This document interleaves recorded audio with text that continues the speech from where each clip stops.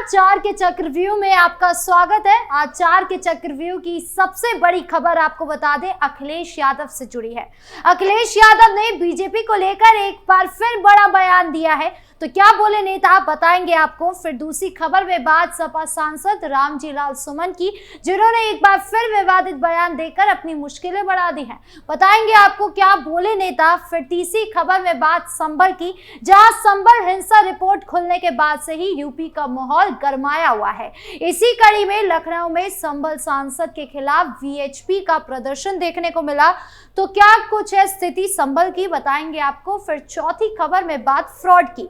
कुशीनगर में एक trading company का बोर्ड लगाकर अंदर मदरसा चलाया जा रहा था और जब इस बात का खुलासा हुआ तो हड़कंप मच गया। बताएंगे आपको पूरा बवाल। तो चलिए शुरू करते हैं चार का चक्रव्यूह।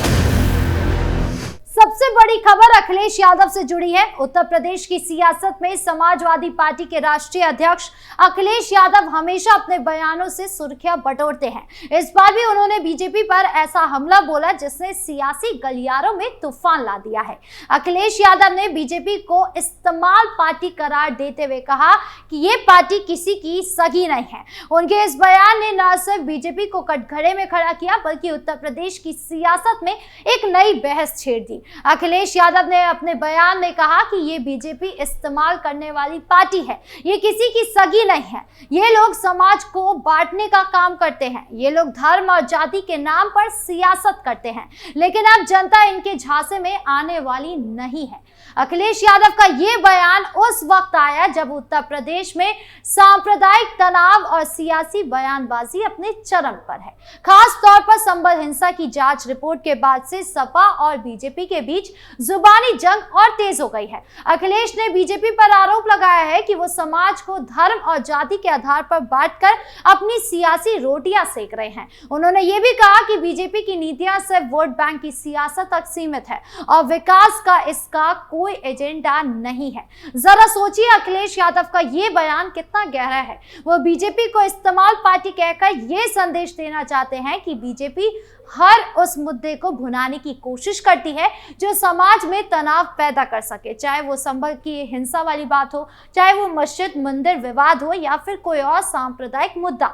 अखिलेश का आरोप है कि बीजेपी इन सब का इस्तेमाल अपनी सियासी जमीन मजबूत करने के लिए करती है, लेकिन बीजेपी ने इस बयान का जवाब देने से देर नहीं किया। बीजेपी के प्रवक्ता राकेश त्रिपाठी ने कहा कि अखिलेश का ये बयान उनकी हताशा को दिखाता है।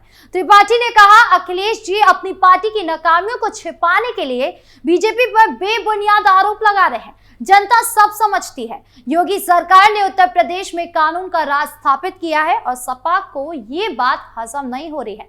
अब जुबानी जंग में आगे क्या कुछ होता है ये देखने वाली बात होगी। बढ़ते दूसरी खबर की ओर, जो समाजवादी पार्टी के सांसद रामजी लाल सुमन एक बार फिर अपने बयान को लेकर विवादों में घिर गए हैं। इस बार उन्होंने फिरोजाबाद में एक ऐसी बात कही जिसने सियासी तूफान खड़ा कर दिया। सुमन ने फिरोजाबाद में एक दौरे के दौरान कहा, फिरोजाबाद में एसडीएम और कुछ अधिकारी दंगे करवाना चाहते हैं। ये लोग सुनियोजित तरीके से समाज में तनाव पैदा करने की कोशिश कर रहे हैं। यह बयान इतना गंभीर है कि इसने न सिर्फ स्थानीय प्रशासन को कटघरे में खड़ा किया बल्कि सपा और बीजेपी के बीच एक नई जंग छेड़ दी। सुमन का यह दावा कि अधिकारी दंगे करवाना चाहते हैं सीधे सीधे योगी सरकार पर हमला है। फिरोजाबाद जो पहले से ही सांप्रदायिक तनाव के लिए संवेदनशील रहा है, वहां ऐसा बयान देना कोई छोटी मोटी बात नहीं है। सुमन के इस बयान के बाद बीजेपी ने तुरंत पलटवार किया। बीजेपी के स्थानीय नेता और विधायक मनीष असीजा ने कहा कि रामजी लाल सुमन का यह बयान गैर जिम्मेदाराना है।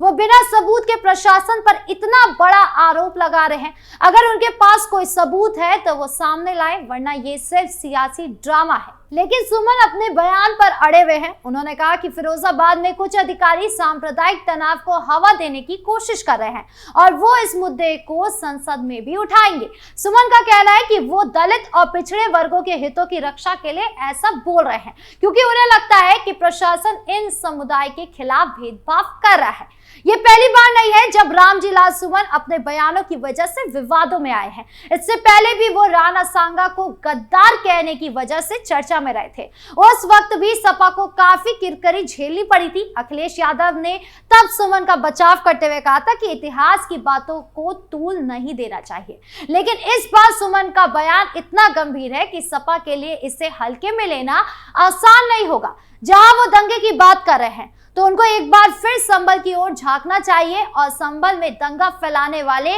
सपा पार्टी के ही सांसद जियाउर रहमान बर्क की ओर देखना चाहिए। नेता के मुंह से एक शब्द नहीं निकला और दाग एसडीएम पर लगा रहे हैं। खैर, अब इस मामले में आगे क्या कुछ होता है ये देखने वाली बात होगी। बढ़ते अगली खबर की ओर जो संभल से जुड़ी है। संभल में 24 नवंबर 2024 को हुई हिंसा की जांच रिपोर्ट ने उत्तर प्रदेश की सियासत को पूरी तरह से गरमा दिया है। इस हिंसा में 4 लोगों की जान गई थी और दर्जनों लोग घायल हुए थे, जिनमें 29 पुलिस वाले भी शामिल थे। जांच समिति ने अपनी 450 पेज की रिपोर्ट से सनसनीखेज दावे किए, जिसमें सपा सांसद जियाउर रहमान बर्क को हिंसा भड़काने की साजिश में शामिल बताया गया। इस रिपोर्ट के बाद से सपा और बीजेपी के बीच तनातनी और बढ़ गई।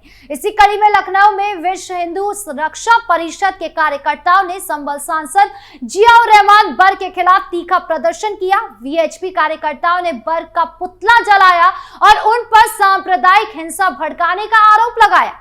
प्रदर्शनकारियों का कहना था कि बर्क ने शाही जामा मस्जिद के सर्वे के दौरान माहौल बिगाड़ने की कोशिश की है। वीएचपी के एक नेता ने कहा कि जियाउर रहमान बर्क ने सुनियोजित तरीके से संभल में हिंसा भड़काई।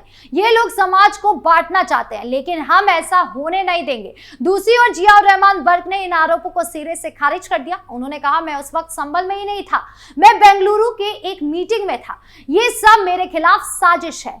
लेकिन जांच समिति की रिपोर्ट में कुछ तस्वीरें, व्हाट्सएप ग्रुप के स्क्रीनशॉट और गवाहों के बयान बर्क के खिलाफ सबूत के तौर पर पेश किए गए। संभल का माहौल इस वक्त पूरी तरह से तनावग्रस्त है। जांच रिपोर्ट में यह भी कहा गया कि संभल में पिछले कई दशकों से सांप्रदायिक हिंसा का इतिहास रहा है।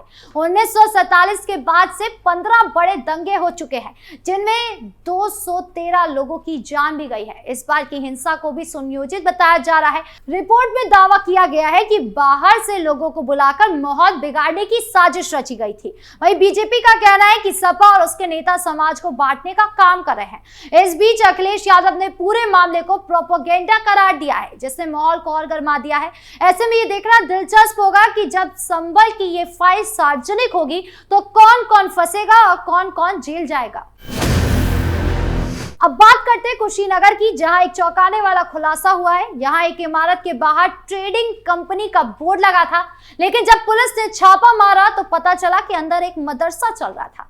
इस खुलासे ने पूरे इलाके में हड़कंप मचा दिया। पुलिस को शक था कि इस तथाकथित ट्रेडिंग कंपनी के नाम पर कुछ गड़बड़ी चल रही है। जब छापेमारी हुई तो पता चला कि बोर्ड तो सिर्फ दिखावे के लिए था, अंदर एक मदरसा चल रहा था जिसमें बच्चों को पढ़ाया जा रहा था। इस मामले में पुलिस ने मदरसे के संचालकों से पूछताछ शुरू करी और ये जांच की जा रही है कि क्या ये कोई अवैध गतिविधि का हिस्सा था।